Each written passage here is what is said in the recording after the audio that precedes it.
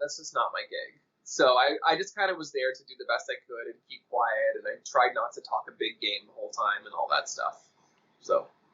I mean, you may not have talked a big game, but you ended up smooching a little bit of a game because actually, it's weird to me that you and Vanjie were the first like romance ever on a season of Drag Race. You would think that if there's so many gay people in one room, at least something would have happened 10 seasons before at some point. Right. I mean, though, right? But I guess everyone else was too focused on actually winning the competition. We were just there to have a good time.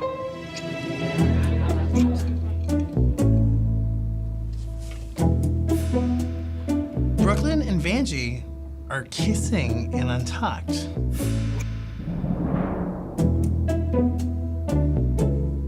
What? No, that was always the talk of the season. It was Brangie. Did you feel after you left the show and, you're potentially in a relationship with Vanjie that you had to hold on to that for the show when it's shown a year after? Because if I'm correct, which I may be incorrect, but you guys had to kind of keep putting it on because you guys weren't together in between the time that the show was finished and then to the time it aired, right?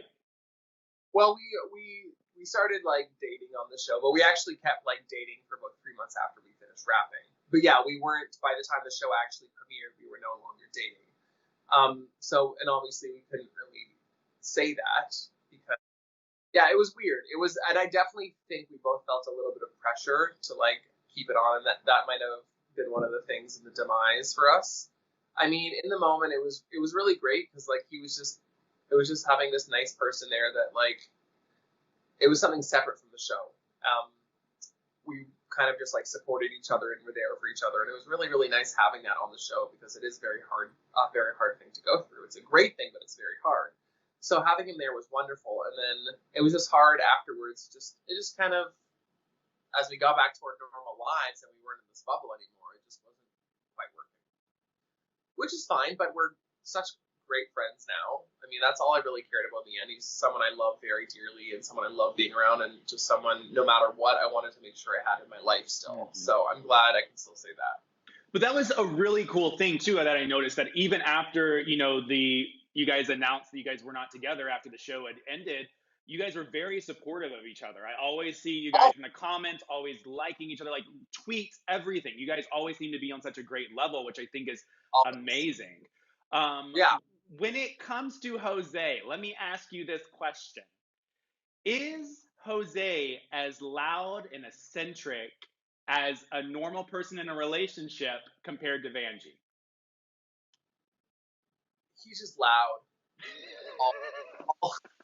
He is a loud personality all the time. I mean, like, that Vanjie thing he puts on it, like, that's just him naturally. Like, that happens. He's like that when he's Jose, too. Like, he has his quiet moments for sure, but he's just I